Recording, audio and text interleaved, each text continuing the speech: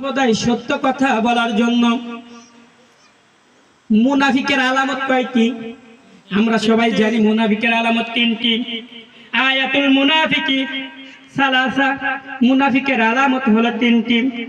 ইযা হাদ্দাসা কাযাবা, যখন মুনাফিকরা কথা বলে সর্বদার জন্য মিথ্যা কথা বলে। মিথ্যা কথা আমাদের মধ্যে গুণ আছে কি আছে না? ও যুবক ভাই, পর্দার অন্তরের মা ও বোনেরা, মুনাফিকের আলামত হলো তিনটি। ইযা হাদ্দাসা কাযাবা, যখন কথা বলে মিথ্যা বলে। ওয়া ইযা ওয়াদা আখলাফা, যখন ওয়াদা করে খেলাফ করে। ওয়া ইযা তুমিনা খানা, খানা এই খানার দ্বারাই বলা হয় খেয়ানত করা, আমানতের খেয়ানত করা। আমানত রেখেছে, আমানতের খেয়ানত করা। এক নম্বর যে ইযা হাদ্দাসা কাযাবা, যখন কথা বলে মিথ্যা বলে। আমাদের ব্যবসায়ী ভাইদের মধ্যে এটা আছে কি আছে না? যেমন ও ব্যবসায়ী ভাইয়েরা আমার, আপনি মালটা কিনেছেন 50 টাকা দিয়ে, আপনাকে বলা হয় ভাই মালটা কত? আপনি বলেন ভাই 120 টাকা। দোকানদার ভাই কিছু কম রাখেন। দোকানদার বলে না না, এটা কেনাই 100 টাকা দিয়ে, কেমনে কম রাখবো? এই যে বললো যে কিনাই 100 টাকা দিয়ে, অথচ সে কিনেছে 60 টাকা 50 টাকা দিয়ে। বলে আল্লাহর কসম কিনেছি 100 টাকা দিয়ে, তার মানে তুমি 100 কম না বলতে পারো। ব্যবসায়ীরা ভাইয়েরা কি বলে? কিনেছি 100 টাকা দিয়ে, 60 টাকা দিয়ে, 50 টাকা দিয়ে কিনে কসম দিয়ে বলে আল্লাহর কসম ভাই কিনাই 100 টাকা দিয়ে, আপনি কেমনে আমাকে 100 টাকা কম দিবেন? তখন যেন সে আর কম না দিতে পারে। এই যে আপনি কথায় কথায় মিথ্যা কথা বলতেছেন ব্যবসার মধ্যে, আপনি মানুষদেরকে ধোঁকা দেওয়ার চিন্তা ভাবনা আপনার ব্যবসার মধ্যে কি মিথ্যা কথা বলা, এটা কিন্তু মুনাফিকের আলামত।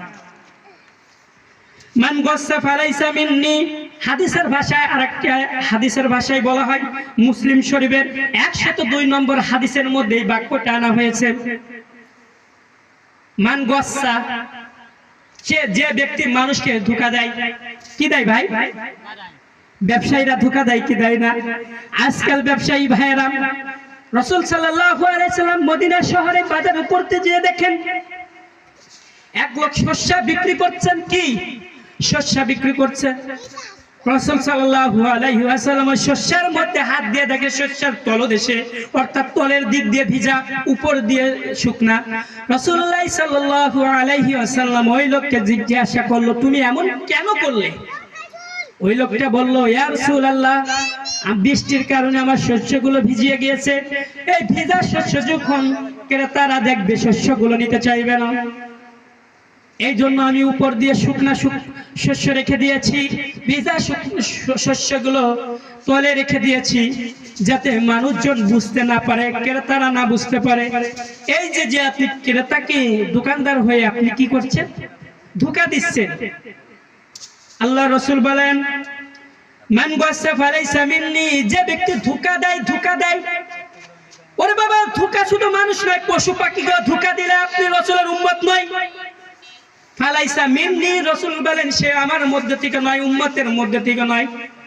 এই জন্য ভাই ধোঁকা সবথেকে বড় একটি গুনাহের কাজ, অনেক বড় একটি গুনাহের কাজ।